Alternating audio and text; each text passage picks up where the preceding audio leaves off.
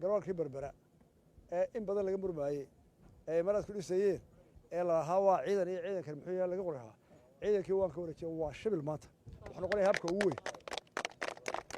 wiiganna waxaa imanaya kambarigii dhisaayey airboortka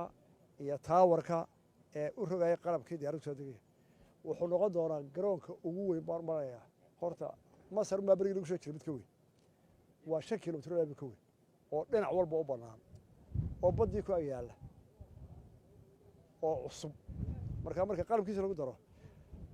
waxaanu ku talagelaynaa inuu noqdo garoon dekeda ka shaqo badan oo diyaaradaha caalamka ugu waaweyn ka qaadaan alaabta una gudbiyaan dalalka xiran ka dheereeya tareenka ka dheereeya baabuurta haddii la yidhaahdo